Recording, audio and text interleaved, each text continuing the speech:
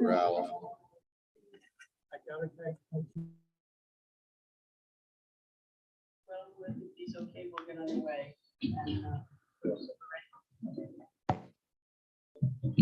Thank you, everyone.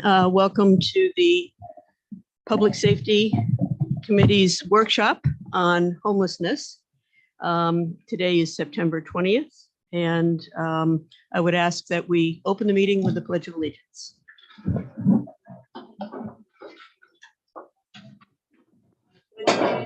To the flag of the United States of America and to the republic for which it stands, one nation, under God, indivisible, with liberty and justice for all.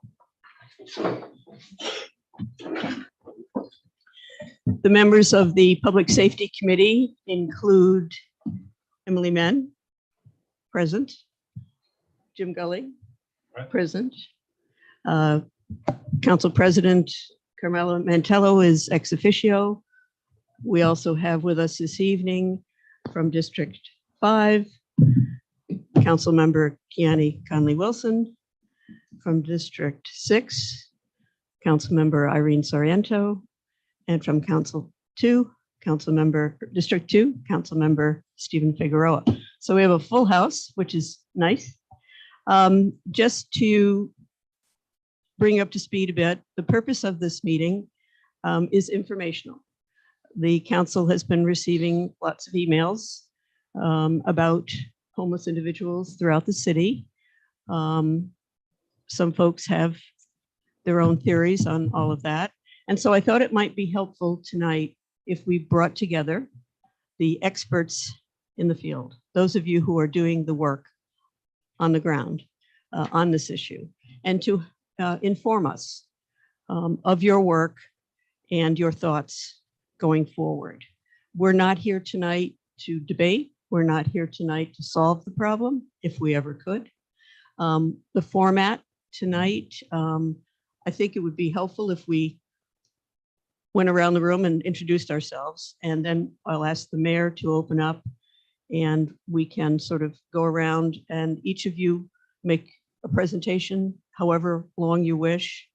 Some of the participants have other obligations this evening, so I would really hope that we could wrap this up in an hour or an hour and a half tops. And then once all of the presentations have been made, council members can ask questions. So if during the speaker you have a thought, if you're like me, you better write it down because you'll soon forget it. It'll go in one ear and out the other. So with that, Dave, do you want to kick us off with introducing yourself?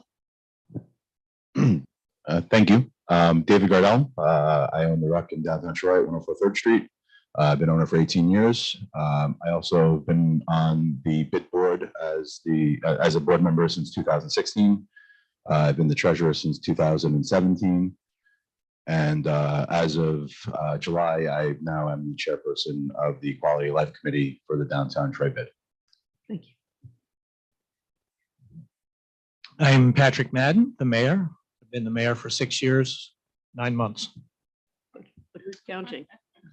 I'm Steve Barker. I'm the Assistant Chief of your Troy Police Department. I'm currently working with our patrol division and our Homeland Security efforts. And then behind me, we also have Officer Don Marble out of our Community Services Bureau and Officer Mike Bishard out of our Community Services Bureau.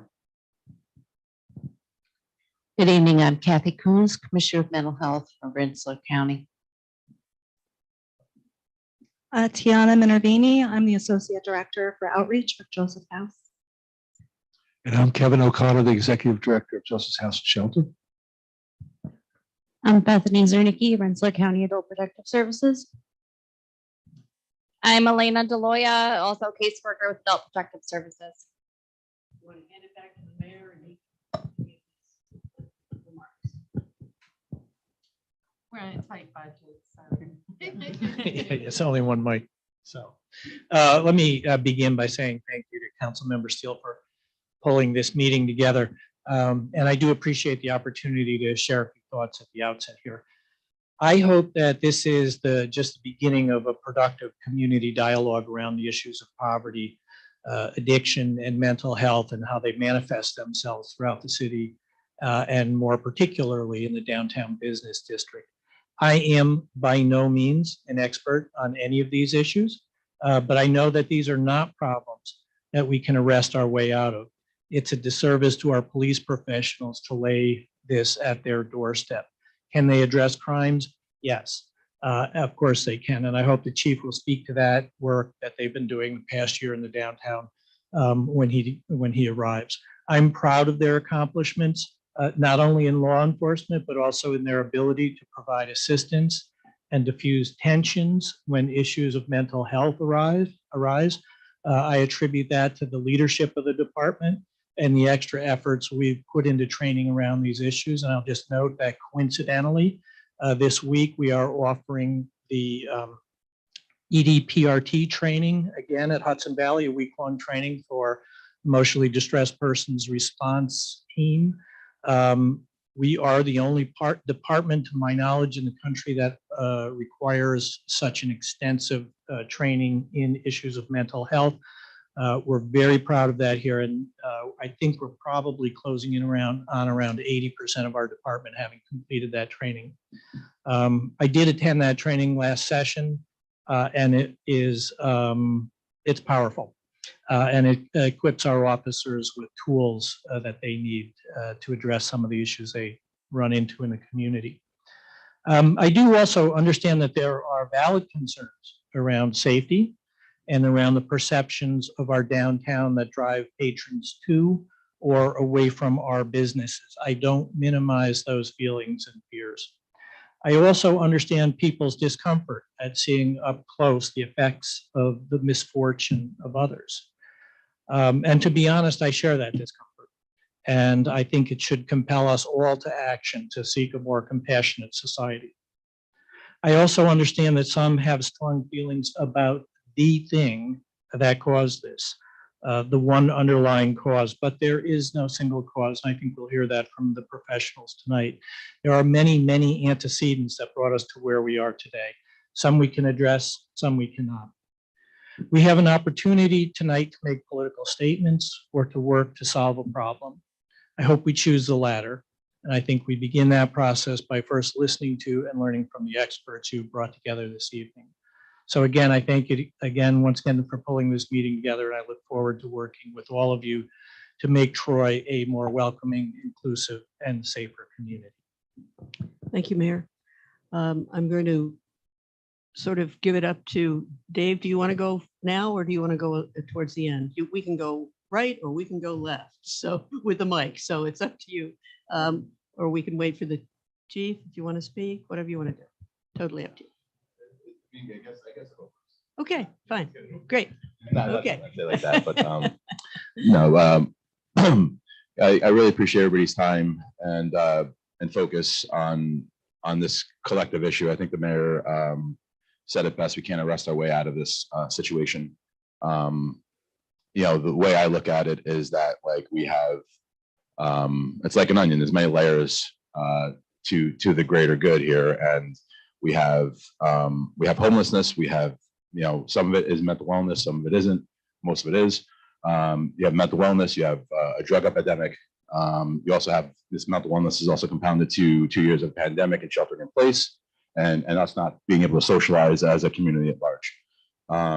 You take all that, and you have people who are in need, and then you have people who are taking advantage of that. That's what we need to look at our law enforcement to help us try to figure out who's predatoring on those who are in need. And then obviously we have our just general quality of life concerns that I feel like they're all interconnected. Street lights, you know, walkability. It doesn't matter, like the mayor said, it doesn't really matter how we got here. The fact is that we're here, we need to get out of it and move forward. And that's where I want to be able to meet people for the first time, have conversations, listen and learn, and also be a conduit, not only for the RUC and for my community in the southern part of the business improvement district, but also, you know, as a member of the bid board and also a patriot of Troy. Is, you know, how do I share information with others? I have a big big constituency. Beautiful thing about serving alcohol is it's not holy water, but you really get the holy water kind of truth out of people when you get enough into them. So long story short is that like I get a lot of information from people, and mental wellness is a big thing, quality of life is a big thing, crime's a big thing, and getting us into safer streets and allowing our natural construct to be a betterment and a strength to our society and to downtown Troy, and being able to have conversations on how we can shed light to subjects. Sorry about the street lights and the pun, but like, we really do have some things that we need to work on to help us, at least we can say we take this thing off the table. Now we can put more focus on the people in need, right?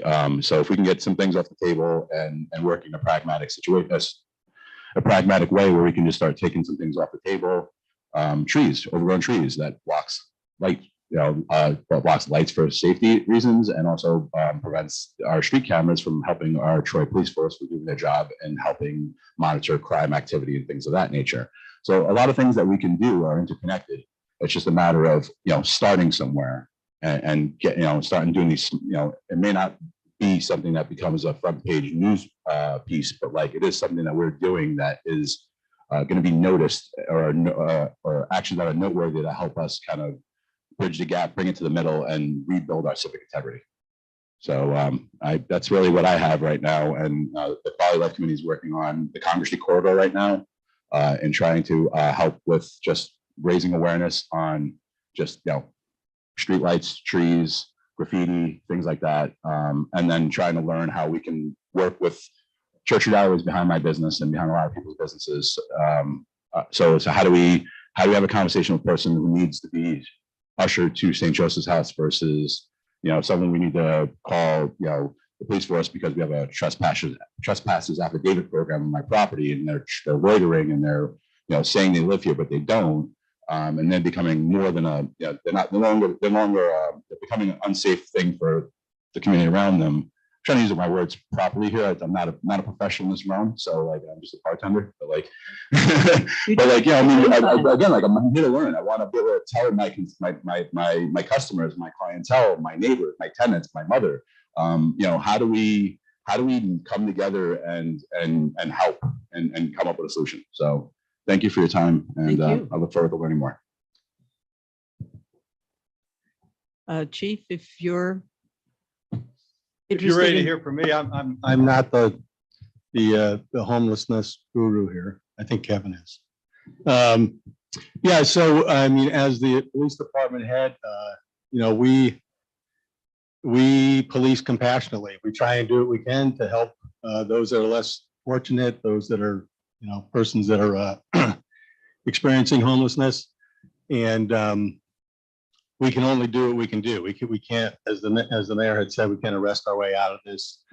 We try to speak with those that are, have in encampments or homeless, and offer them services or try and get them to Joseph's House or Unity House or so on, to any of our support services that we have.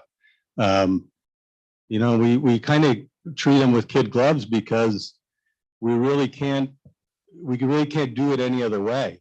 We're not going to be rough and tumble with them over something that they probably didn't cause themselves. People end up this way sometimes because of a lot of different circumstances. But it does take a fair amount of manpower away from doing crime fighting and other public safety issues that we have because of a lot of people that are in crisis and a lot of people that are experiencing homelessness. So that's the thing that is difficult for us, because everybody's calling for a cop on their corner, but it's difficult to do that when you have all these other issues that are going on that really aren't something that the police department is prepared and trained to deal with. I mean, we don't have the answers for homelessness. All we do is try our best to get those that are experiencing that the help that they need, and many people don't want the help. You go and speak with them, and we have, hey, our officers are nice. They're nice to people. They try to help them the best that they can. They treat them with dignity. They don't always get treated back that way. But, they grin and bear it, and they try another day to try and help people that are experiencing that. But I'm here to say that we're definitely a partner in this, and we'll do whatever we can to help. But we are not the answer to it at all. We are a small part of the answer. But we thank you all for your support. Thank you. Steve, do you want to add to that?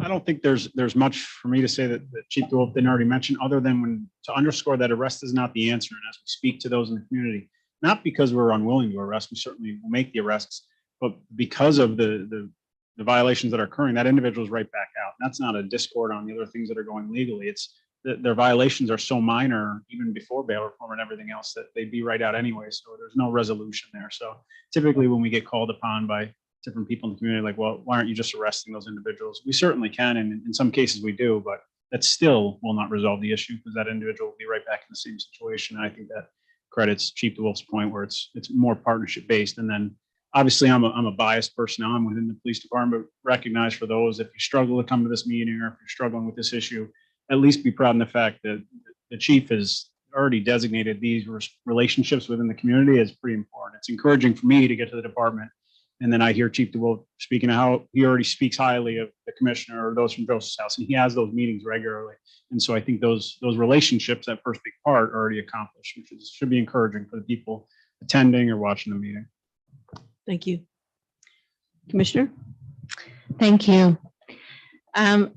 I guess I will start with a little bit about what we are currently doing, and also provide some information around mental hygiene law and some of the statutory abilities we have and don't have.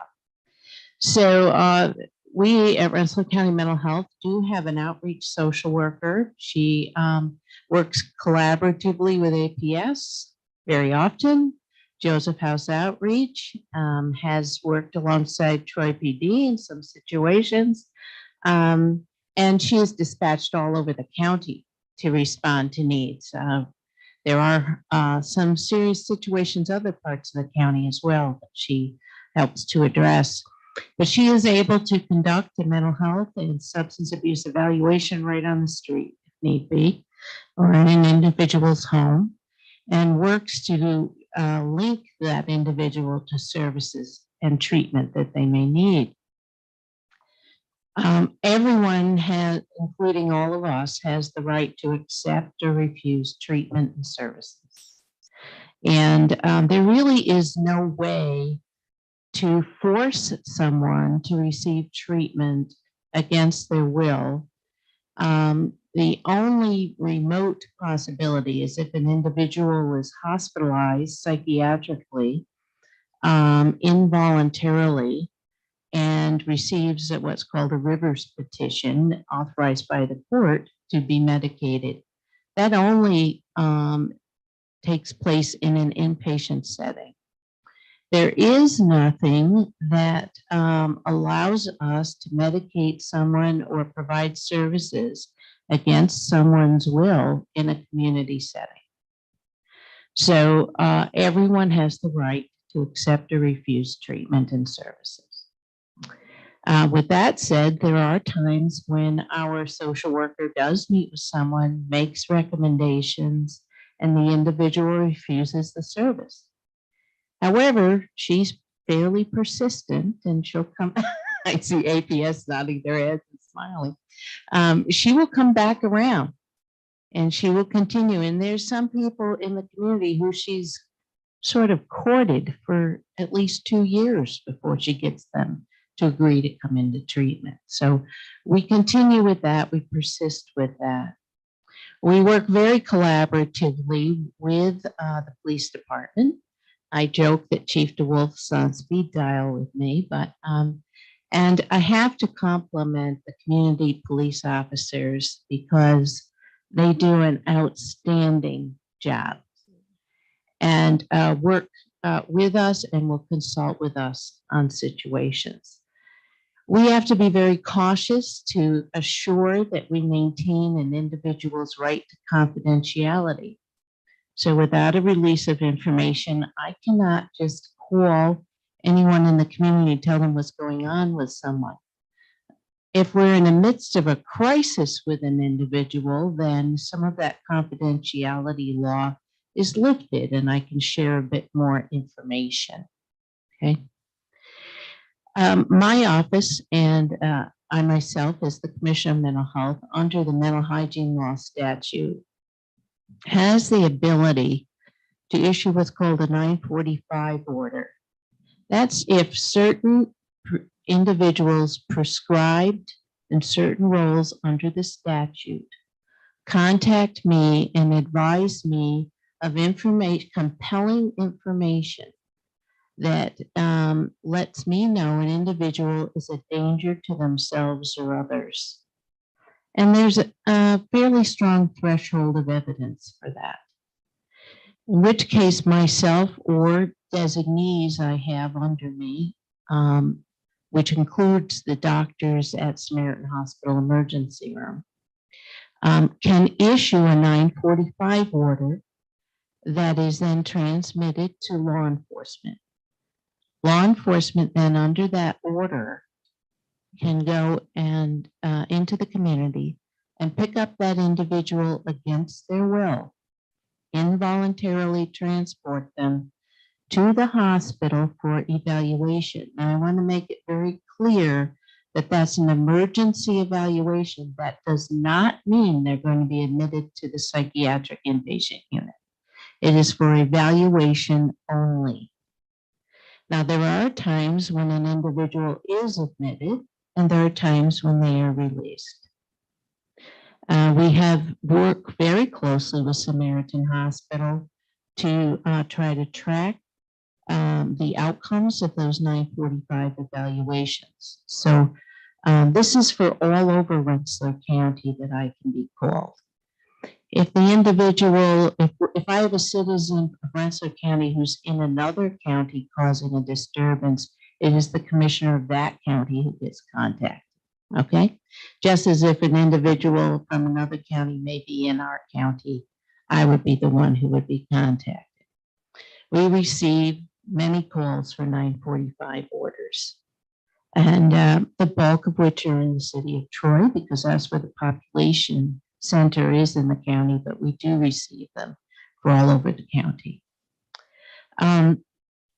The police department does, under mental hygiene law, have capacity under what's called 941 to make a decision when they are on the scene, and they have to observe an individual as having potential mental health issues and being a risk to themselves or others.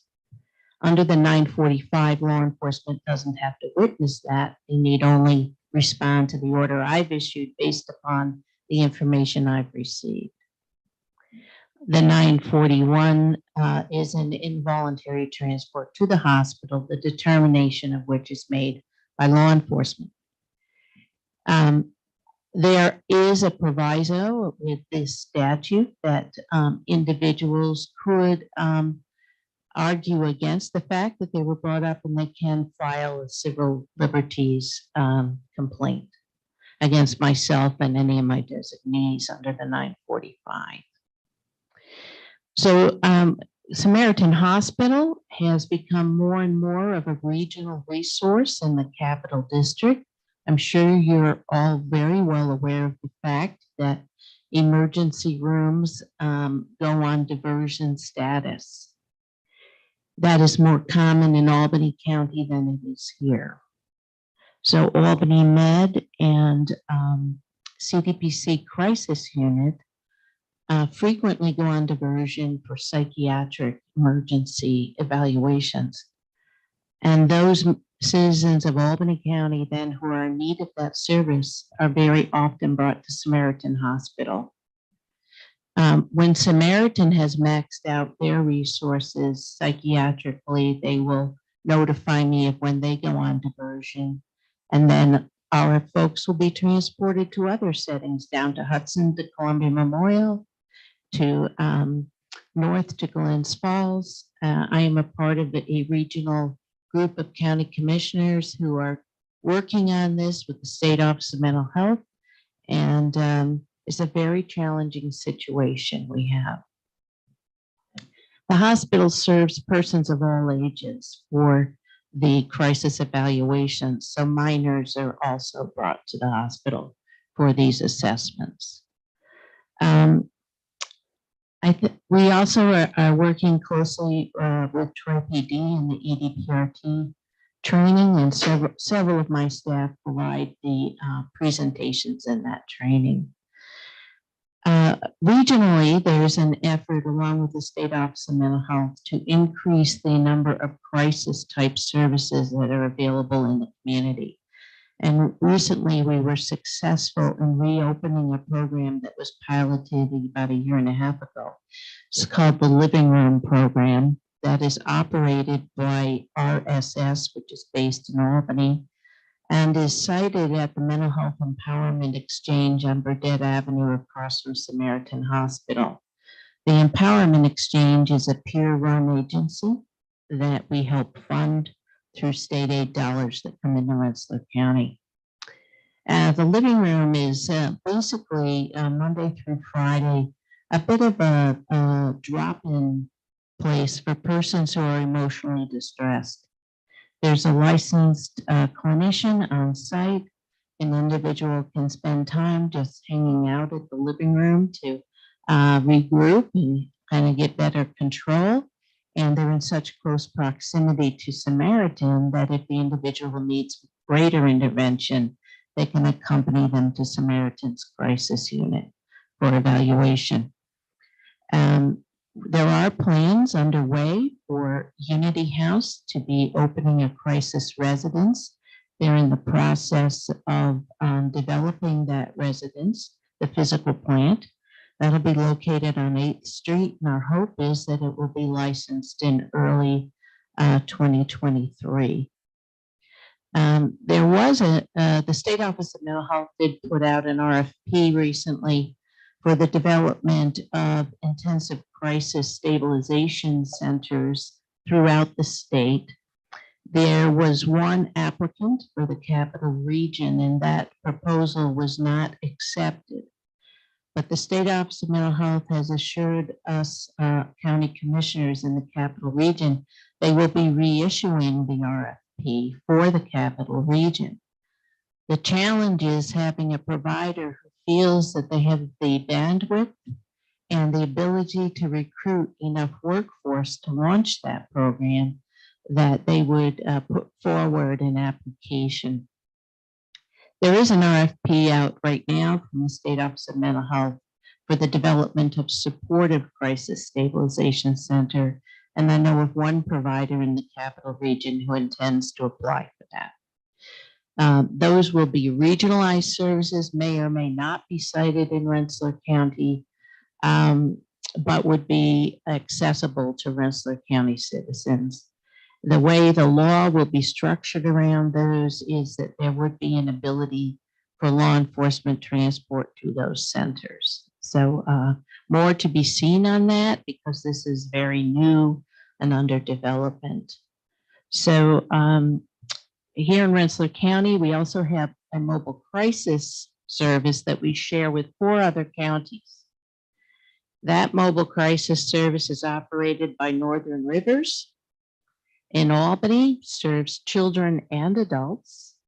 They are short-staffed right now. They're down about 11 staff, but they do serve our county. They have responded to calls. They have worked with Troy PD on some challenging situations.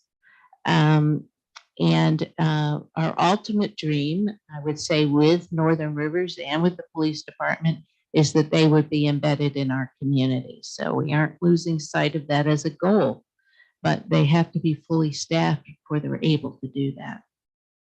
So I think I've downloaded quite a bit of information for you, but wanted to kind of paint the picture for you. And again, it is the rights of individuals to choose or not to receive care. So, Thank you, Kathy. That was very helpful. Sure. If it's all right. Sure. So I just, you had brought up the community police officers, and I would be remiss if I didn't mention that these two particular officers, are they here? Donnie and Mike.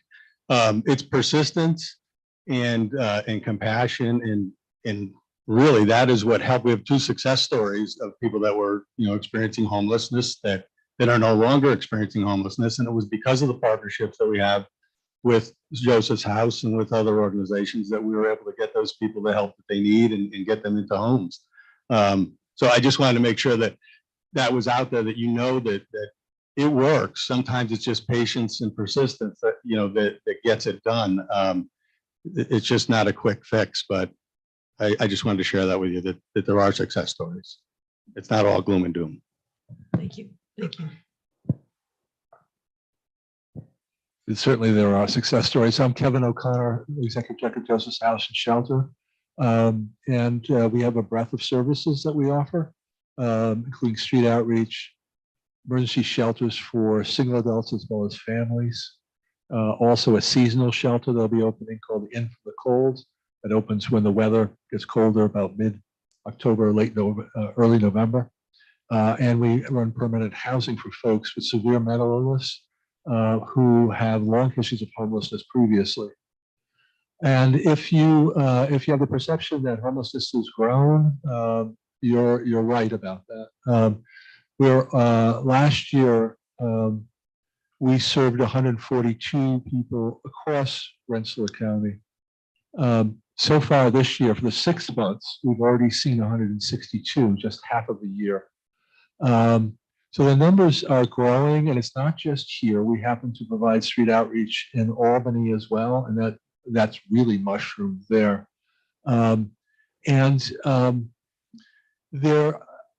We've seen a jump as both our outreach services have expanded, and the sort of world in the last 2.5 years has changed. It's changed in a number of ways. COVID isolated a lot of folks who were previously doing well. I've been at Joseph's House for 25 years now. Agency's been around for 40. A lot of people we know for many, many years. And over those years, with patience and our non-judgmental approach, have earned trust and helped people move successfully into housing. And a lot of that housing is with supports in mental health agencies or substance abuse primary agencies, the YWCA, our housing, and the folks have done well with community connections. They've successfully been housed. The average length of housing in our programs is 4.5 years for folks that have been out there for many years prior. The pandemic hit, and a lot of the folks fell out of that engaged treatment. It became virtual or episodic, and a lot of those folks fell off of the things that were keeping them well and stable in the community. And behaviors increased in those residences, both private and nonprofit, that got them evicted. They got them kicked out of those places. And a lot of times when that happens, they end up in our shelter. And we've had extended lengths of stay in our shelter for folks who have previously done very well for years. One of them in 9 years successfully in supported housing recently. And when they get asked to leave some of those residences, they burn that bridge, at least for a while, in those residences, either because of their destructive behavior, the violent behavior, fire setting behavior, or sexual inappropriateness, burns a lot of bridges for housing. So our length of stay has doubled in the past 2.5 years in our shelter. The length of stay now is over 40 days for everyone. And for the longest, the folks with chronic homelessness, it's more than 77 days on average. That may sound like a brief time, but that's average of the folks that we see, nearly 600 people that we shelter. While that's happening too, there are several individuals that refuse to come into shelter that because of their delusion or their newfound embrace of substance use stay out in the streets.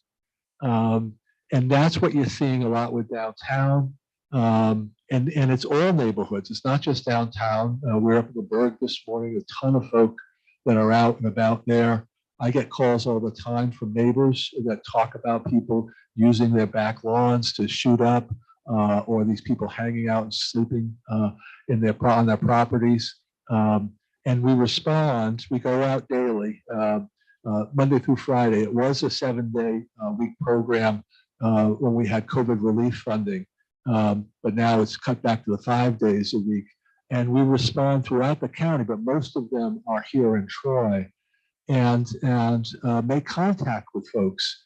And all of our services are voluntary. So we have to build trust with folks. We ask them, do you want shelter? That's the first question we ask. Do you want housing?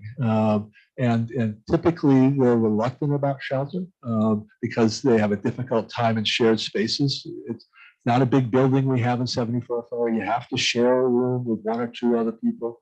There's private use bathrooms, but there's not a lot of privacy. And for folks who are going through some mental health disorders, folks who have traumatic histories out there in the world, or folks that are actively using substances, that intimacy is difficult.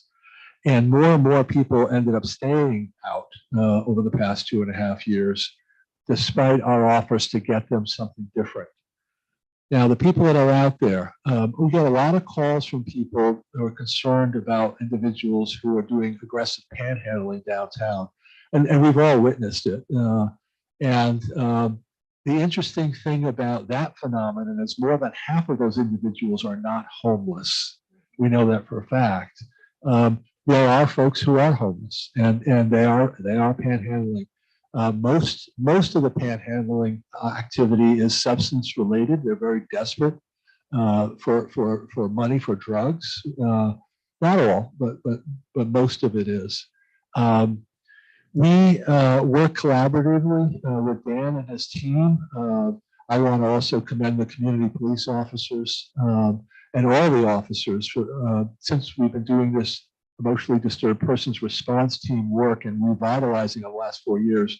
It's been a tremendous improvement in relations with the folks in the street and our staff members and the police officers working collaboratively.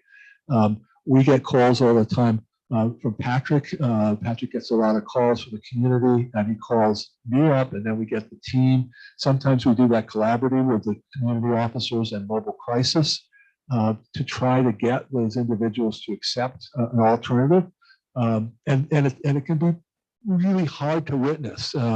We all know of a woman downtown, and she's an older woman, and we've been working with her for 8 years, probably, maybe more. But she ended up downtown this year very publicly and dramatically, and she refuses all services. We do food on a daily basis for her, water, try to engage her in something different, and she's often, clothed in many layers and doesn't talk to us or yells at us. We tried to do an intervention with mobile crisis and with the community police officers on at least one occasion. It didn't bear fruit, again, because there has to be immediate danger to self and others to force somebody against their will into treatment. She clearly could benefit from treatment, we believe, and mental health treatment solely. We don't believe that she's involved with substance use. Then there are a number of individuals, and we're seeing this is a new phenomenon for us, a number of females who are either unsheltered or have significant mental health substances that they're occasionally unsheltered or staying in and out with friends, who we get a lot of calls about, who are very disruptive in the community. That's new to us. Over the 25 years I've been doing this work downtown, mostly we just get the calls about single males having issues, and a lot of being drug related.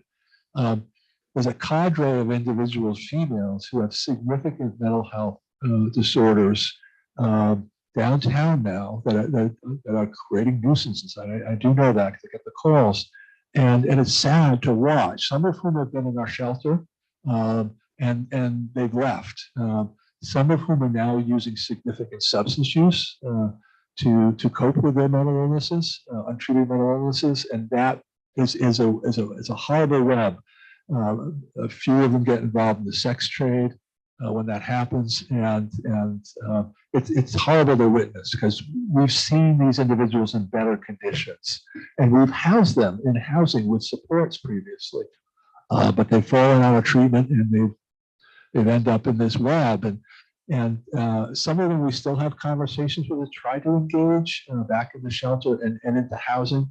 I should say last year with 128 folks that we served, we were able to place 47 of them into housing last year. That was 2021. So we have a fair success rate, and we work collaboratively with a lot of housing partners. Adult Protective Services are particularly helpful, and it's tough to witness. And so while we're working with folks, we're not trying to burn our bridges. We're trying.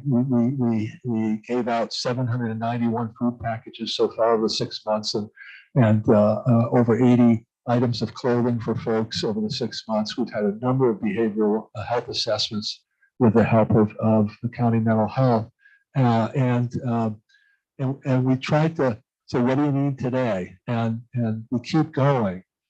Earlier today, I talked with 3 people that are in our housing programs. One, she was out for 11 years. She was out for 11 years staying at Prospect Park or other places and stairwells. This was in the mostly 90s and the early 2000s.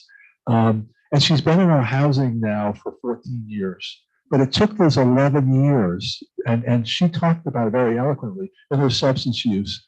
And she didn't have any use for shelter. She didn't have any use for mental health. She just needed to drink. I needed a safe place to stay so she can drink again the next day. And that changed eventually, but all our efforts to push that to happen earlier were failed. We had to wait until she was tired enough or bottomed out enough, or some circumstances happened that she finally accepted. And she moved into our shelter and quickly moved into our housing. It's been there for a long time. Another fellow we all know from years ago is in a wheelchair, and he was a pretty aggressive panhandler downtown here. I think we were working for 4 years with him, with the police and folks from BID to try to get him into housing. He's now been in our housing for a year. He's not very vocal, but he spends most of his days in the housing where we have food, we have 24-hour case management services for him. And he's off the street. He was last living behind Midas, right down here. And it was hard to watch for everybody. And then there's another fellow that was behind Save-A-Lot up at Hoosick, and he's been in our program now a year now. It's a serious medical problem in addition to psychiatric problem. So it can work, but it takes a long time. It can take a long time. Some folks, we just moved a person, she was out there under that bridge for about a year. So that's a relatively quick engagement that we're able to, and she's in our shelter now. We have a single room in our shelter for special circumstances, and she's in and she's prioritized for housing. So hopefully she's going to make that transition from the shelter into housing. But she was out for a year throughout the winter, and she just moved in June, May into our shelter. So it does take a while to engage, and it has grown. You're all right. We're seeing more numbers. We're seeing more numbers of folks. The threshold for admission into the hospital, we call frequently. We call Dan's team frequently. We call Up the Hill frequently about people that we feel are unsafe or make threatening remarks to us, or we witness threatening remarks. And a number of times they're taken up. The threshold for admission has gotten higher for involuntary admission in the hospital.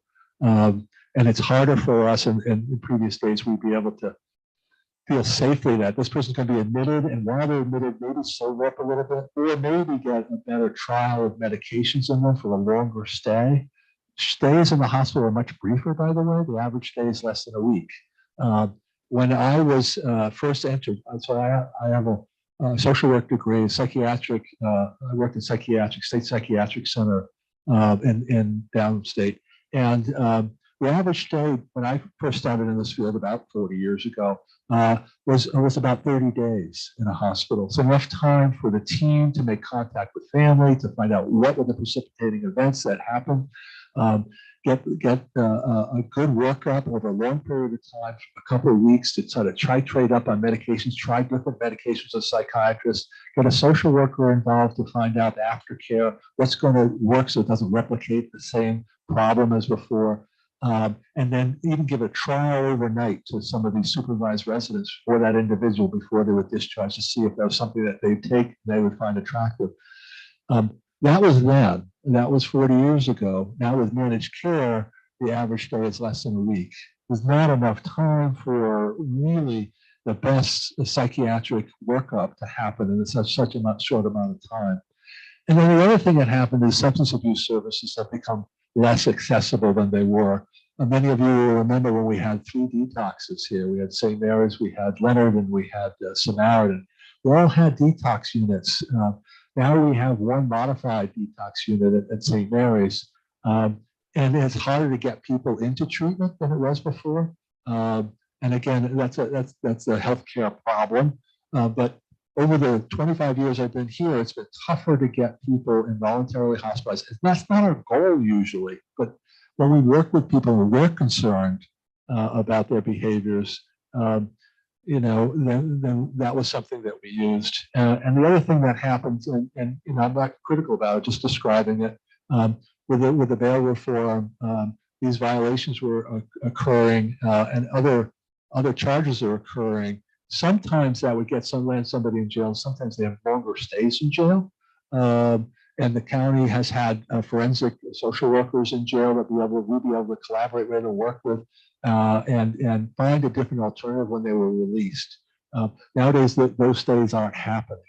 So there's external involuntary hospitalization and involuntary stays in the jail aren't happening in the pace that they were before. And those were, I'm not saying they were tools, but they were something that we were involved in before that had some impact. So all those things changed. And I do know now that Samaritan still has only 2 of the 3 inpatient mental health inpatient units open, and a lot of that's workforce. And so, whether it's by design or it's kind of just happened, the threshold for admission has gotten tougher. So a lot of those folks boomerang back out, and then we try to re-engage and try to reassess and try to use all the teams to help us with all that work. So Thank you. so that's a bit now. Thank you. Bethany, or I'm Elena with Adult Protective Services. If I get going too much, just cut me off. So we work with a lot of individuals in the community that are homeless, that have mental health issues, kind of all the same kind of clientele that you guys are mentioning. But like everybody else said, they have to be willing to accept services. They have to be willing to work with us. We can't force anything on them. I know names, but I know half the people that you're mentioning, we know who they are. And I'm sure half of the police department that's here knows who they are too. A lot of our clients that we work with in APS are homeless. And, I have somebody right now who is living in her car in a Walmart parking lot. People don't like that. So they call police. There's somebody sleeping in their car in the Walmart parking lot. What can you do about it? You can't make them leave. If that's where they want to sleep, that's where they're going to sleep. Kind of going to be all over the place. So I think this get together was a great idea. I do think that maybe somebody from Samaritan should have maybe came. I think that would have been a good idea, because a lot of our clients get brought to the hospital on 941s, 945s, or voluntary, and they're there for a little while and then they're discharged homeless. So then we start from square one all over again, and we get called out there. We call the police, they get picked up, brought back to the hospital, and right back out they go. So it's kind of frustrating, when you're doing all this work and they get they get to the hospital, but then, they don't want treatment or they don't want, whatever they might need help with.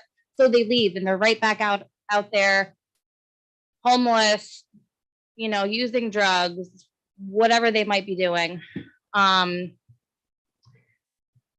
Care coordination is, that's with mental health, that's a lot. There's a huge waiting list for care coordination. A lot of our clients that need these mental health services, there's a waiting list. So they have to wait for, their name to come up, which could, we don't really know how long the waiting list is, but that's a big thing.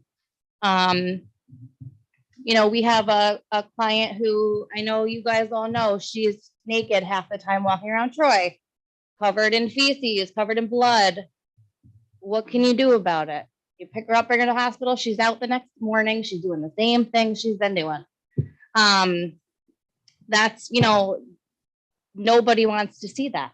And I'm sure you guys are called all the time when she is out walking around the roads. And I know we are, and we go see her and we call you guys, you get her back up there. And the next day, same thing. And I mean, that's maybe something like an AOT kind of order. We know she's on, but we don't know all the rules with AOT. So that was something, yeah, I think was. Elena, could you help us with AOT? What? I can't, I'm sorry. AOT is something under the mental hygiene law 960, which is assisted outpatient treatment and is nicknamed Kendra's law. And so a treating practitioner, an MD, can do an assessment of an individual and determine that the individual, due to their history, perhaps of non-compliance, of them being a danger to self or others, would meet the criteria legally for an assisted outpatient treatment order and would appeal to myself and my designee. I have a AOT coordinator in my office to have us petition the Supreme Court to issue an AOT order, which would have stipulations in it that are designed for that individual, ordering them to comply with treatment. We in any given month average about 60 people on the AOT order in Rensselaer County, which is actually fairly high for the size of our county when you compare us to other counties across the state. We work very closely with Samaritan Hospital who achieved this. The Rensselaer County attorney represents me in those matters. And the individuals represented by Mental Hygiene Legal Services.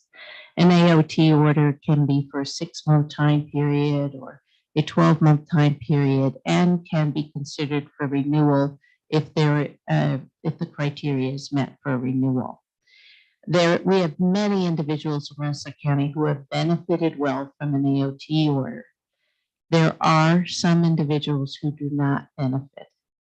And that's because they're choosing to violate the order, and there is no consequence to violating the AOT order. So the only thing I can do is if someone's not compliant, I can have the doctor, treating physician, request a 960 order, and the police will go out and pick the individual up and bring them up to the hospital to be assessed. If they don't meet criteria for inpatient admission, they're released to the community. They do, then they go in the hospital, regroup, hopefully stabilize, come back out and cooperate with the AOT order. So in fact, the assisted outpatient treatment order statute was just extended by the state legislature. I think it's until 2027, but that statute is continually reviewed. And because it does restrict an individual's rights. And so there is a lot of opposition out there against this statute. So I hope that helps clarify it. Thank you very much. Alphabet soup again, AOT.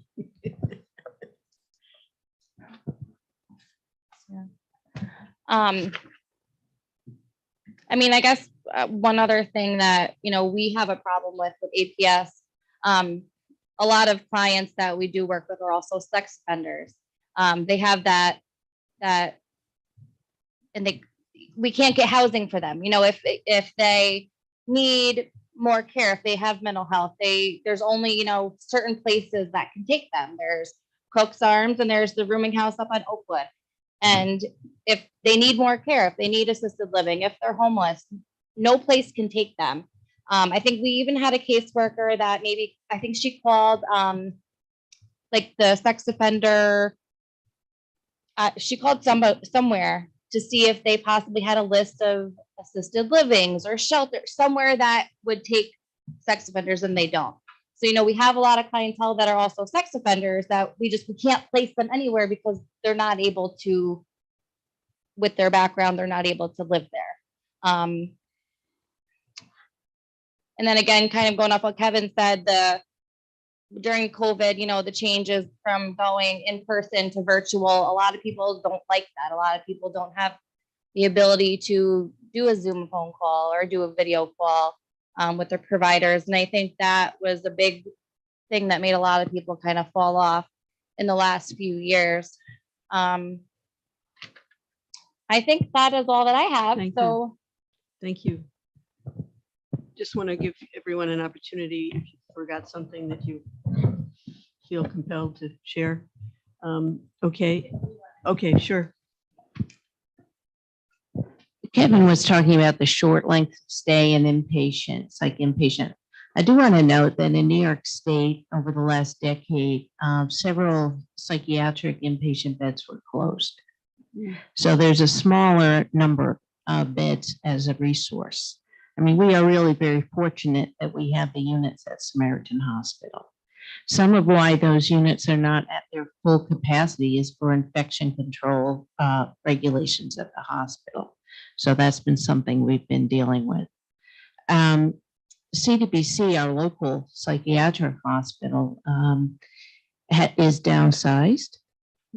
And it is more of an acute facility. It used to be individuals would be moved from a local hospital if they needed a longer inpatient stay, could be moved from a local hospital to the state psychiatric hospital without a lot of hoops to jump through. Now there's a whole application process where the referral has to be reviewed. There's some appeal that can be done if that's not granted. It used to be that people could have stays of a year or more if they needed it. That is much less likely to occur nowadays. So just want to share a bit about how that has changed. And there's been a resource reduction through the state. So. Thank you, Kathy. I'd like to open it up to council members who may have questions. Stephen, Councilman Figueroa. Hear me? Good. So first and foremost, I commend you guys for the work that you do. I have a background in social work, so I know that it can get Is your mic challenging. on? Huh? Is your mic on? Yes. Okay, try to speak Yeah. into it, please. It can get challenging with the background that I've encountered, and I've dealt with services and trying to navigate, especially when it comes to mental health, right? They have to want it. So I commend each and every one of you guys for putting your time, your commitment, and trying to navigate through these issues that we come across with the people that we come across with. So thank you for your hard work and dedication. My question, as you've mentioned earlier, that there's one person that's dispatched around the whole county. Now, is it only one person that takes care of all those crisis calls? And then that's my first question. Okay, so we have one outreach social worker who does respond to calls throughout the county. We also have a certified recovery peer advocate who we also dispatched anywhere needed in the county. And his expertise is in substance use and addictions. We work also closely with the mobile crisis team, who also is dispatched to areas in the county. So those are the resources we have. The outpatient clinics that the county operates also provides crisis appointments for those individuals who are currently enrolled as our clientele. But also we have brought people in who are willing to come in and are in a crisis, and we can conduct an evaluation there at the clinic. Okay. Only reason why I asked that, my second question, do the county have enough manpower versus the calls that comes in and the referrals?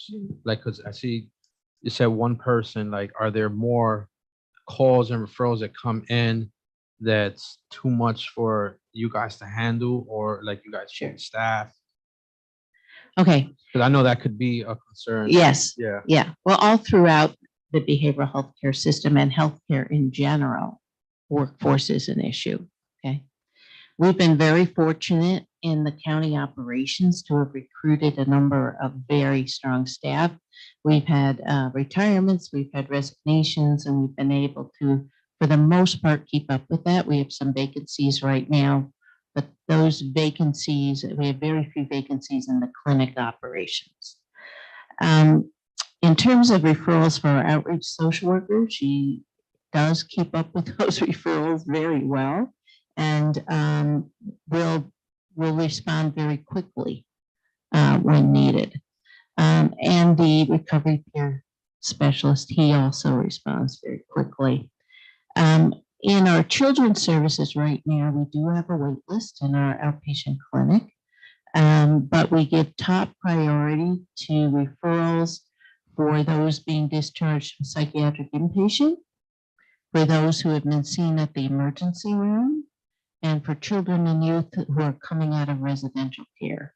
Those triage to the top of the wait list. So there can be people who have, more moderate to lower level issues going on, and they would be bumped below those who have more critical and acute issues. And that's how we're triaging. Samaritan Hospital is not accepting any new referrals into their outpatient clinic, with the exception of inpatient discharges, because they have a prescriber workforce challenge right now. And they are actively recruiting for psych nurse practitioners and psychiatrists. So that is a challenge to meet the need. But they've also been responding and providing treatment to folks who are not residents of Brunswick County. They also provide services to Albany, Northern Albany, and Southern Saratoga. So keeping up with the demand is a challenge. Thank you. Thank you. Chair. Councilmember Men. Well, obviously, this is a huge impact in my district, and I know that I've, certainly spoken about this before often, and, I've got names for the people you're describing, Connie and Trish and Marty and, Antoine. I know, but yeah, no last name. We know these people intimately and well. We take care of them. Like, in some ways, as a community, we take care of them. We know them. And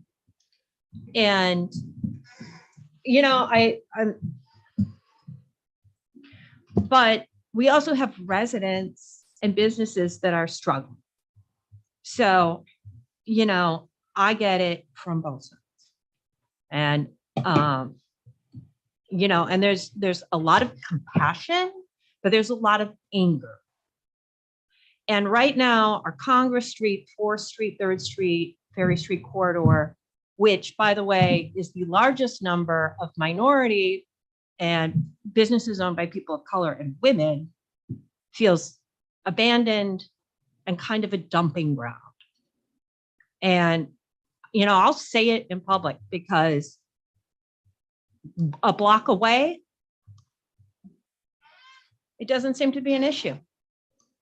So I know you guys we're all trying to pull in the same direction here, but there are some quality of life issues that I think can take the edge off, make your jobs easier. Simple things, tree trimming. How many lights were out, Dave? pushing 40? 22. For 15 out and 6 obstructed by overgrown trees. Yeah. From Fifth Avenue to River Street, on Congress Street alone. Yeah. That's just one. And And all 5 lights on, in front of Sage Campus, second and first. Between the Sage Campus and Sage Dormitories, all 5 lights are out. And these are responsibilities of the city.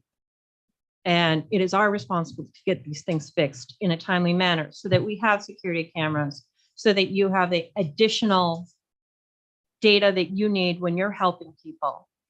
And also maintaining our alleys where we're seeing drug abuse, we're seeing prostitution I have seen it with my own eyes in the middle of the day. And I'm not the only. Councilmember, do you have a? No, a actually, I question? do. A So question. give me a Thank second, because this is something that, I'm sorry, doesn't quite affect your districts the same way it does mine. It- It's citywide. Yeah. We're trying to keep this to questions. So and there are a would couple appreciate it. questions. First of all, when someone's transported to Samaritan and released from Albany County, Schenectady County, are they returned to their communities, or are they left in Troy? And I guess it depends where they say they're coming from. Like if they, got picked up and over the line and it's Saratoga County and they're brought to Samaritan, Samaritan's like, well, where did you come from? Where do you live? Do you have a house? Do you have an apartment? If you have an apartment, that's where they're gonna send you. I know we've had clients that say, no, I don't have an apartment, but I know 100% they do have an apartment in downtown Troy that is paid for, that is their apartment. They were never evicted, but they say, no, I'm homeless. So you have to kind of go by what they say. So, it depends what they say. Right. That's where they're discharged to. So, Chair, can we just make sure that everyone, do you guys just mind speaking into the microphone? Because Oh, we're on yeah. YouTube as well. Yes, I'm sorry. It's all right. my next question is, when was the last time we actually had a civil lawsuit filed against the county or a nonprofit or the police department for someone that was in mental distress and on an involuntary hold? That was, So that it's not an involuntary hold. I want to be clear on that. It's an involuntary transport for evaluation. Okay? So an individual could walk out of the crisis unit. They tend not to because there's high security there. Then when the crisis unit is full, then there's overflow to the emergency department to hold people for the crisis evaluations. And those individuals are one-to-one because of the multiple ligature risks in a regular ED bed area. So the individual is not held there against their will, but they are worked with to be cooperative to have the evaluation. The order is for an involuntary transport. So yes, we've had civil liberty complaints from individuals. Mental hygiene legal services can represent that individual and speak with us about it. So we do almost, I have to say, just about always respond in issuing the 945 order when we are called for it. Now, New York State Office of Mental Health earlier this year, they released interpretive guidance on the statute to expand the statute to be able to include a criteria around an individual's inability to care for themselves as being another reason to issue the 945, which we do, and we had done prior to the interpretive guidance. One of the restrictions we do run into is if we receive a call from someone in the community wanting a 945 order, but they are not an individual that fits the prescribed reporters in the statute for the 945. So for example, Adult Protective Services can call us about one of their clients, but they do not fit the titles of the individuals in the statute who can be a reporter. Law enforcement can be a reporter, and sometimes we have to say to APS, can you get law enforcement on the scene, and they can report it to us, and then we can issue the order. And we'll kind of orchestrate that to make it happen. We've also, when we bring when Mobile Crisis responds, Mobile Crisis can issue something called a 958 order that can be issued by a mobile crisis person. They don't have to go through the 945 process. So we maximize the use of those in whatever way we can to make sure that we're issuing the orders when requested. Emily, if I can respond too, we frequently ask the county for those orders, and I can't remember the last time we were denied one based on those requests. Thank you. Yeah, I mean, I know I come in a little hot, but please understand that I get the calls from people who don't, you know, we're in it every day, and people don't feel safe walking to their homes because they're being followed by mentally ill people. Thank you. You know, they know where we live Chair. and work. And so thank you for the work you're doing. And if there's more, I mean, I guess Count- there's nothing else. Thank you, Councilmember Mend. Councilmember Wilson. Yeah, so I represent District 5. I'm also very much impacted by this. I've definitely been woken up in the middle of the night with people screaming. It's not the most pleasant experience, but you know, it's part of living in the city. I really appreciate each and every one of you's hard work and dedication and your team. I'm like very curious as to like, I guess I have two questions primarily, or maybe three. But I think the main one is what's one thing that the council could do to help support the important work that you're doing? What's one thing that we could change as legislators, as people pushing forward some of these issues, spreading awareness, whatever it is that you see us doing? What's one thing that you could think of that we could help and support you guys? If you could somehow share our outreach telephone number, 518-470-2518. Again, that's 518-470-2518, because we rely on all your eyes and experiences to be able to follow up. We also have some cards here, business cards for you all. Thank you. I think, how can I phrase this? I'm not advocating that individuals be incarcerated in order to receive mental health treatment. But what I will say, because I've operated forensic services for many years for Rensselaer County, that we have had the opportunity to successfully engage people in treatment when they are incarcerated. And, you know, we all have things in our lives where we need to change, maybe for our own wellness, for our own well-being, our own health. And it takes sometimes external pressure maybe on us to help get us to change, increase our readiness to change. And when someone's incarcerated, very often that does increase their readiness to change. They'll engage in treatment.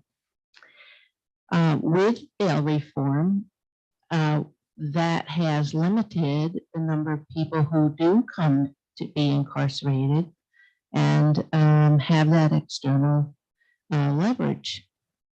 And there is nothing to fill that void.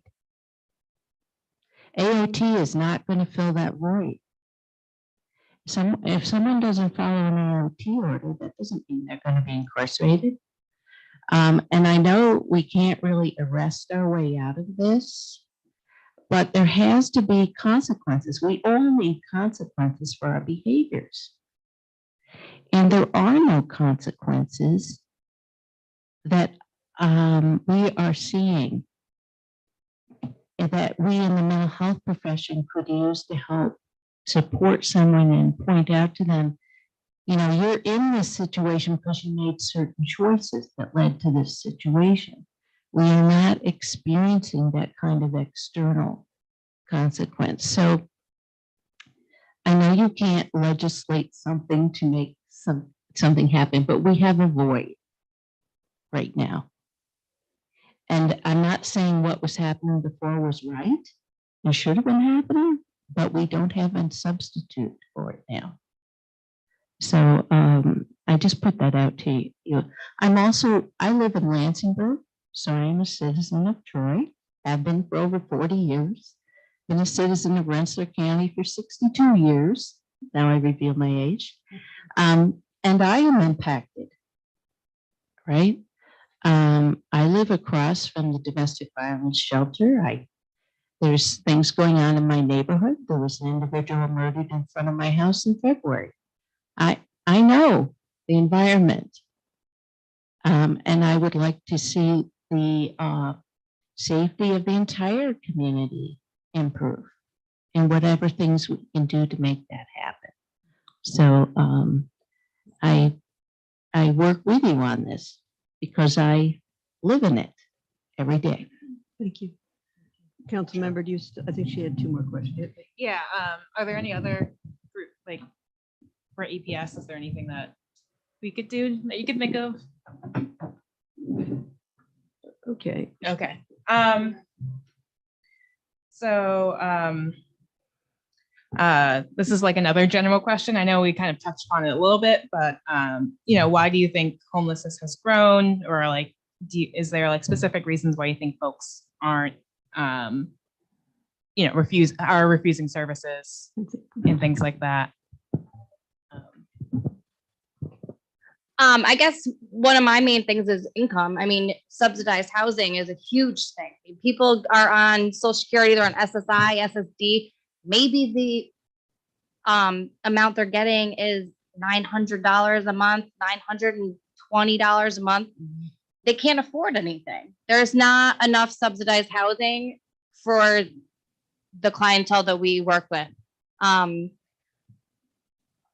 Everything, as everybody knows, prices of everything has been going up, and that includes housing. And you know, you find a 1-bedroom apartment, but it's $900 alone. Then you have utilities, you have cell phones, you have everything else. People can't afford it.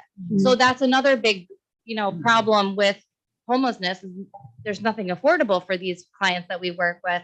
And if it is, it's, you know, there's waiting lists, there's rules, regulations, they have to qualify for it. They have to do this, they have to do that, but it's not easy. It's not easy to get into subsidized public housing. The waiting lists are months and sometimes even years long. So that's like a huge issue, I think, for a lot of homelessness. Thank you. And I'll echo that.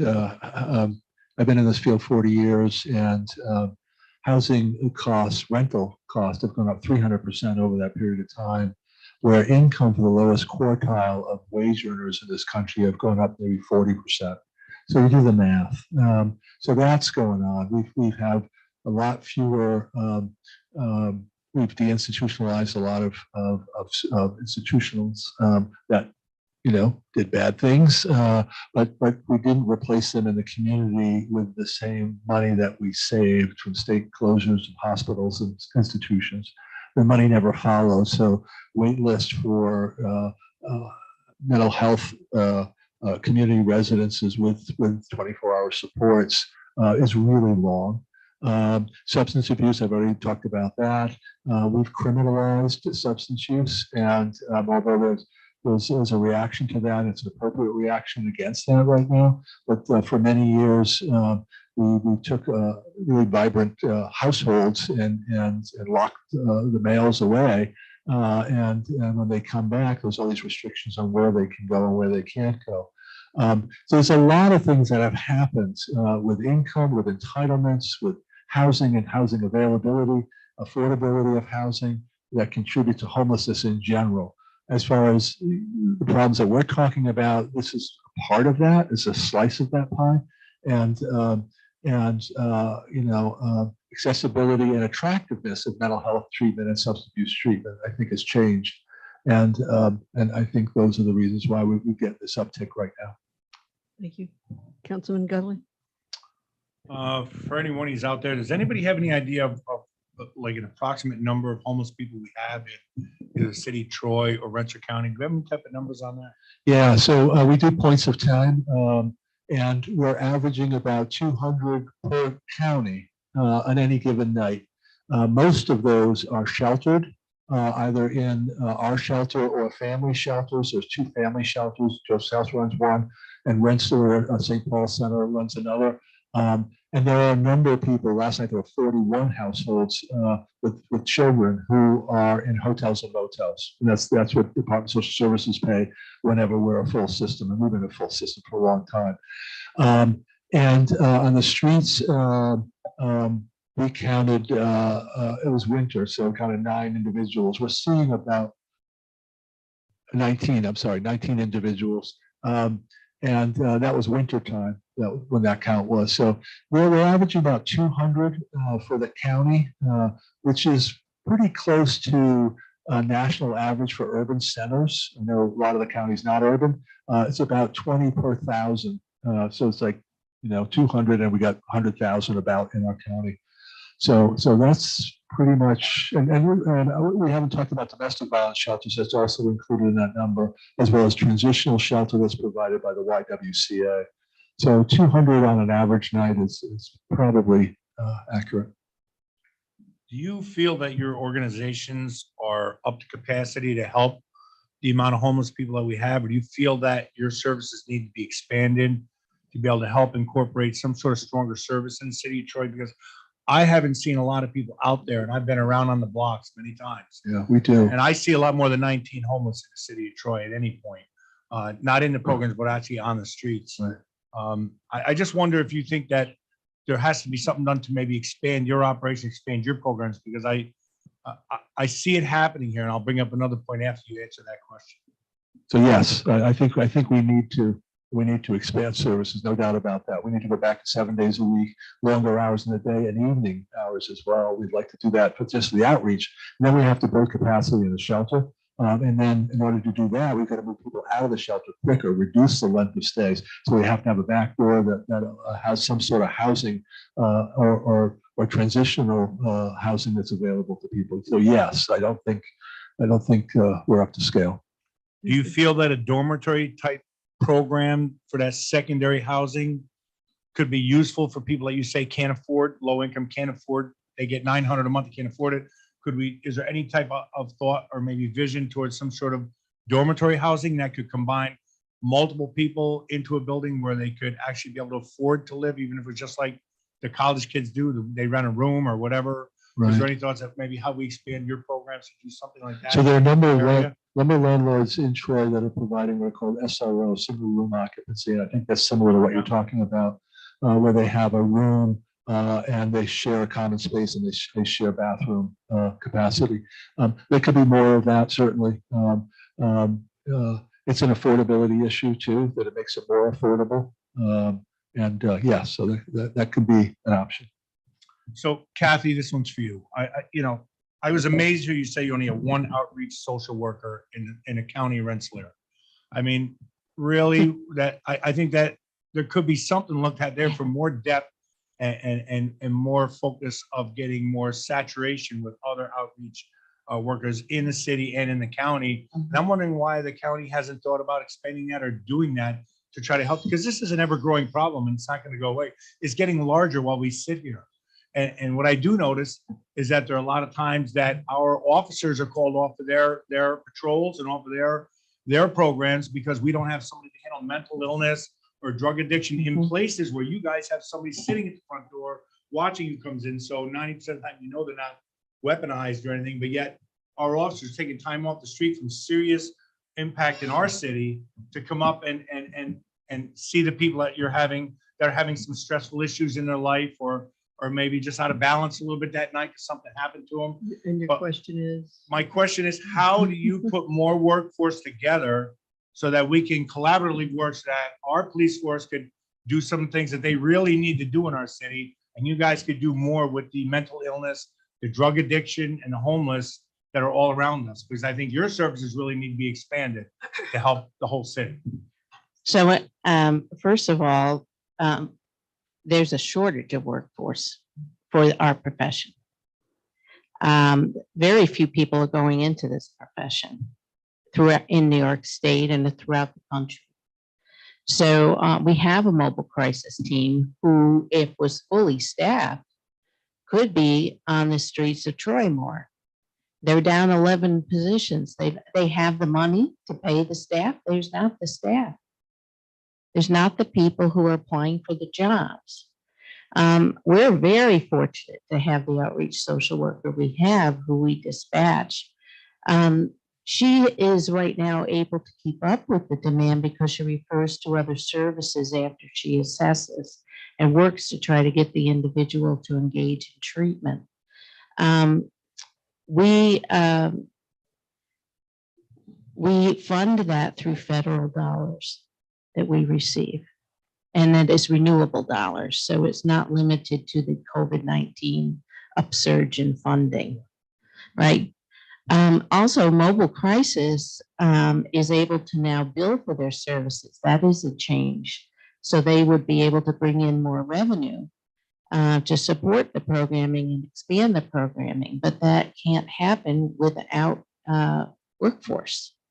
So can I just ask how the county or organizations might have advertised for other workers, or how you look to get other people? Because I don't know if I've seen an Sure. ad out there. So how do So you? we how do you go out and say, advertise "Hey, through we need-" Indeed.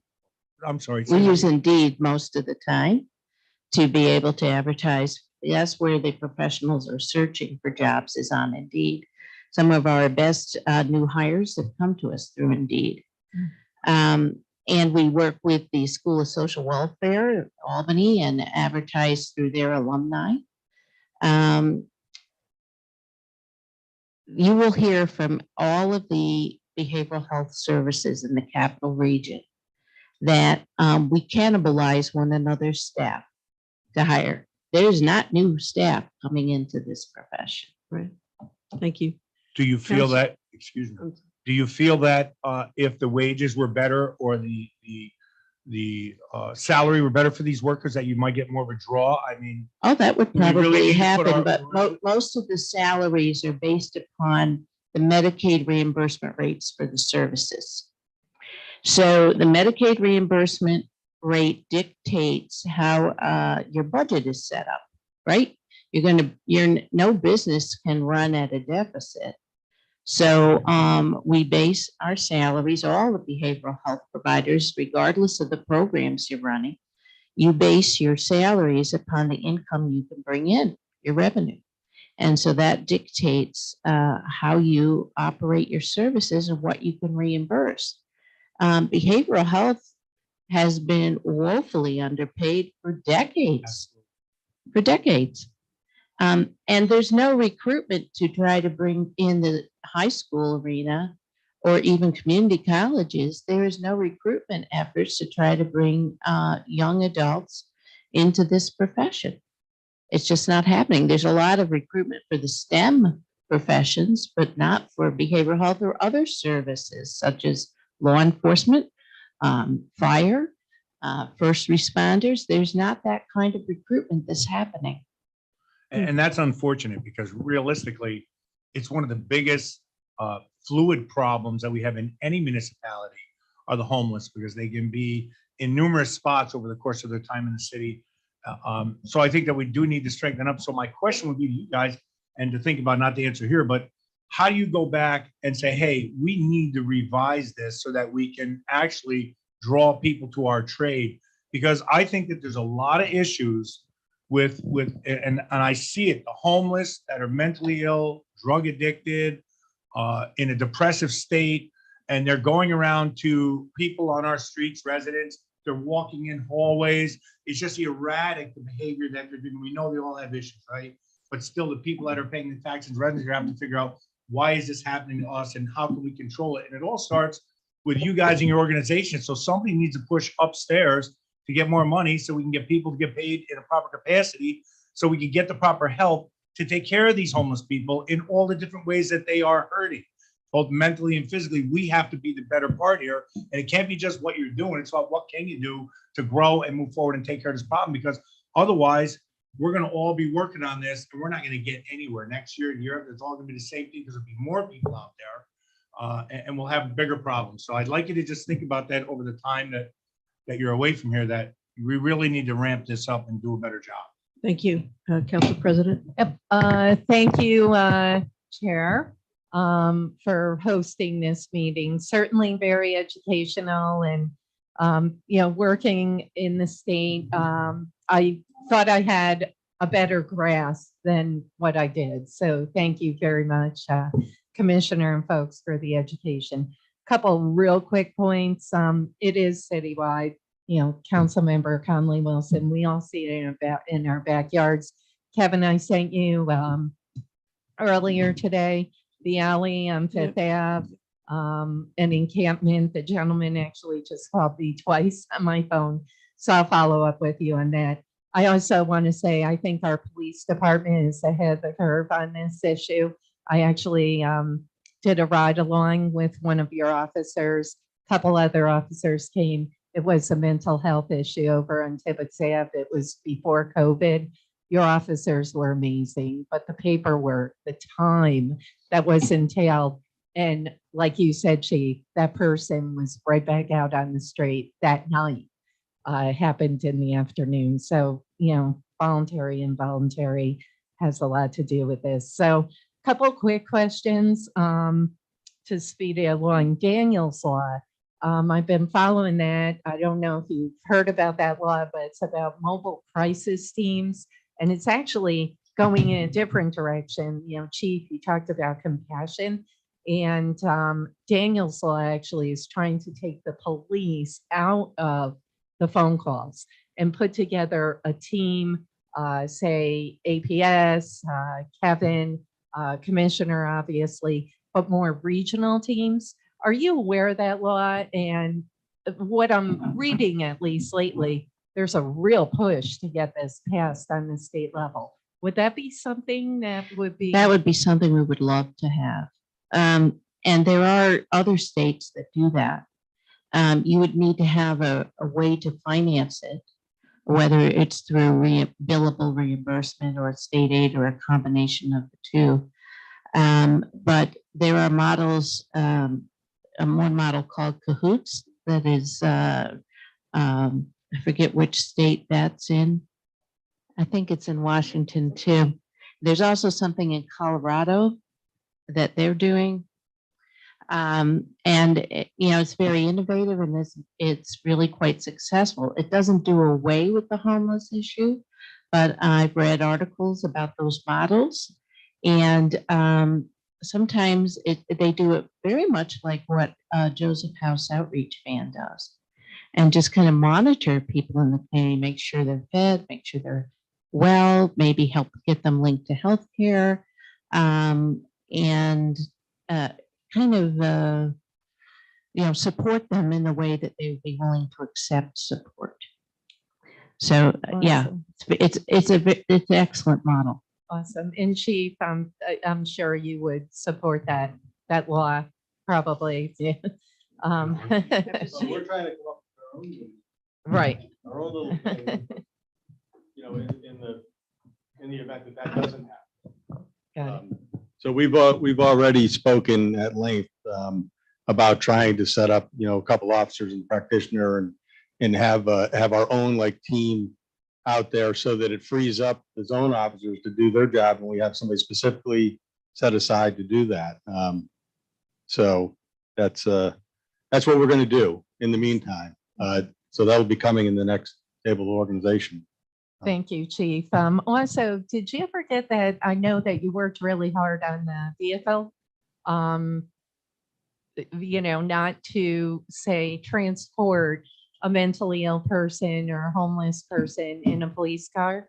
Is that going forward? Yeah, that's moving forward. Okay. Yeah, we already have the funding in our budget, so we're able to move some money so that we're able to purchase a vehicle that is, like a minivan or something like that. Awesome. Let us know if we can help with that. And then my second question, and will be very quick, council members, Theo, I really appreciate you hosting this. I was doing some research before tonight's meeting. And I saw that Utica has drop-in centers and they use CDBG funding for that, Kevin. They try to get the homeless folks more involved with cleaning up parks and kind of a work program and try to get them more involved in taking care of the community, to be part of the community. Is that something maybe that we So- could? Unity House currently runs the Bethany Center. So a little history about that. Bethany Center used to be downtown and used to, attract a fair number of people, some of whom were homeless, but not all. And they had daily luncheons and they had a lot of different programming that was connected with that. Interestingly, there was a lot of community response to that, and there was negative community response to the people hanging around across from St. Anthony and Barker Park and such like that. They had some funding issues, and then Unity House took it over and incorporated that in a new building over here across on 6th near Hoosick. So yeah, drop-in centers can play a role. They can play a role, and they've got to be attractive. They've got to attract the folks. They've got to have, showers and laundry and mailboxes perhaps and things like that. Albany has one. Unfortunately, there was a very unsafe event that happened a month ago, a very tragic, violent event that happened in their drop-in center. But that's a model that's out there. Okay, thank you. And thank you all again, just for your passion, and your dedication. Thank you. Councilmember Sorrento. Thank you. Thank you all for all the knowledge and expertise. I'm really impressed, coming in here before, speaking with you all. And I didn't realize how much work you all do. And I want to thank you all for that. I do have a question. Kevin, you had mentioned that there's a threshold for hospital admissions that have gotten much higher. In particular, stays are more briefer. The average stay used to be 30 days. And now the average stays are less than a week. Less than a week. What is the reason for that? Is that just because of the increase of? Well, so the well-intentioned part of that is that with managed care, there's more community services that can provide aftercare services and connect with folk. I don't think that it really, that fruit was born. And unfortunately, Medicaid does have some capitation in funding. And also with the reduced beds that are available right now, I think that's contributing to shorter stays. We used to go up there regularly and try to meet with folks and provide diversion from discharge from the hospital to our shelter. Like 40 years ago when I started, it was not proper for any hospital, psychiatric or medical, to discharge to a shelter. Now it's routine. Between jail releases and hospital releases, about 17% of our admissions to our single adult shelter come from those institutions. And so, we're not able to do, because it's too brief a time, we're not able to do that diversion. So unfortunately, people are entering the homeless system that didn't before because the contracted time and treatment. Okay. Also, I just want to note, Irene, that an individual has managed care coverage. The managed care company will authorize how long the stay should be. That can be reviewed, but there has to be compelling reason that meets the threshold of medical necessity that the managed care company will be willing to pay for the inpatient stay. So there have been times when Samaritan Hospital has kept someone beyond what managed care will pay for. We have a very unique situation going on right now with a young man who the hospital has been working with, who is developmentally disabled, who needs housing, and the hospital is making Herculean efforts to work with this young man until OPWDD can find housing. And they're not getting paid. The bed. So it's the hospital has to make those kinds of determinations. They could not possibly keep everyone beyond what managed care would pay for. Also, and this is not so much related to a mental health question, but Kevin, you did state that there are some well, actually, I've witnessed them, aggressive panhandlers that are not homeless. This is now more of a law enforcement question. And I know for a fact that these are repeated offenses, or, you know, I mean, I've been followed coming out of here. I've been actually followed out to my car by panhandlers, asking me for money, asking me for cigarettes. And if you say no or just walk away, they get aggressive. And it's scary. It's scary. If I go there right, you know, I mean, I can come out of here right now and it's dark out. And, you know, if I'm going by myself, I mean, who knows what can happen to me because of these panhandlers out there, because they are repeated offenders, and they scare the crap out of me. And I'm sure they scare everybody else. What can we do as a community to, you know, to resolve that? I mean, because of this bail reform, it's not so much of the mental health crisis that we're dealing with here. We're dealing with, I mean, this bail reform is really hurting our community. So I'll make a quick footnote on that before I let the chief speak. We kind of approach it with two paths of proactivity. One is we've made several arrests for it, and the patrol staff, Community Service Bureau staff has made multiple arrests for it. And even prior to bail reform, this wouldn't have been really a bail reform affected offense. It's a ticketable offense. And even in locally Troy, we're lucky to have an additional city ordinance that we can also use, but it's still a relatively minor charge. So people are typically released. Even prior to bail reform, it's not much of a bail reform topic for that specific charge. But then also there's that added step of just awareness. Councilmember Conley Wilson asked, what can we do today? Well, it's letting community members know that these funds are not going to a necessary place. These people aren't necessarily in need. And so educationally, if we cut off the pipeline of the funding to these individuals, then that will hopefully draw some people from doing it. And then also to Councilmember Conley Wilson's point, what we can do today regarding education awareness is speak what you've heard at this meeting, that these teams already exist, these relationships already exist in the community. So when someone says, well, that social worker doesn't belong there, or that police officer doesn't belong there, it already is both present. Like those individuals are working together in the community. So it's definitely on our radar. All the patrol staff and all the Community Service Bureau are actively making arrests for panhandling, but at this point, it's more of an education piece, and they'll continue to make those arrests. Thank you, everybody. Well, thank you. We didn't make our 7 o'clock timeline, I'm afraid. We tried, but the information that you folks gave tonight, I think, was extremely helpful. I hope that those in the public share my feelings on it.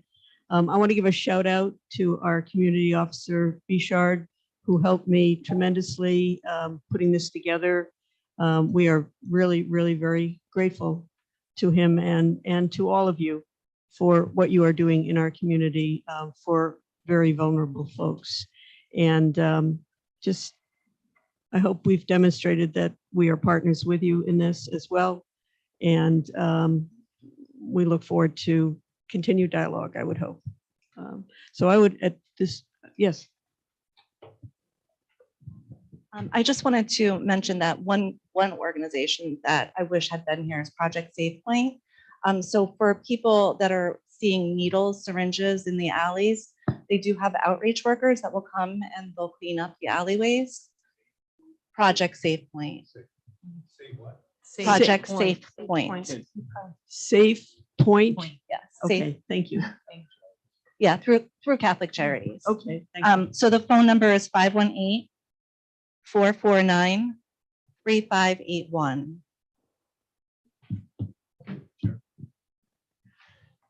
Is this a number we should retain for ourselves in this situation, or is this something we can pass out to the public? You can pass it out to the public. Yeah. Great. Yeah. Thank you very much. Chair. Councilmember.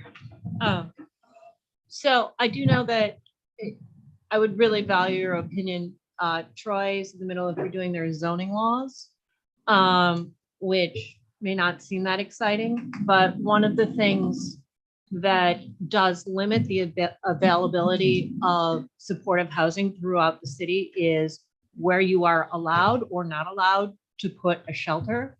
And currently, our zoning does not allow us to put it in all of the different residential types of neighborhoods, which means that in neighborhoods that are zoned single family or two family, we don't have the opportunity to have supportive housing. And instead, people in crisis with mental problems are concentrated in certain parts of the city.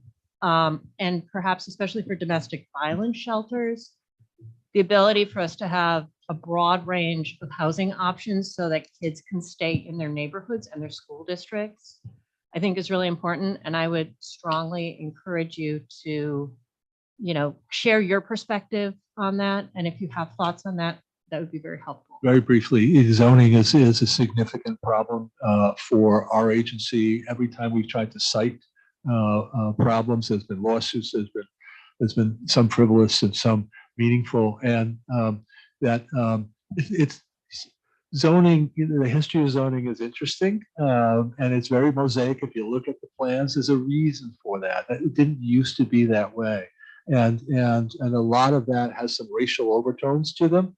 A lot of it's class overtones to them. It's a complicated issue because now there's so much history that's been laid over and over and over. But if you look at any zoning plan, it's like a puzzle of restriction. And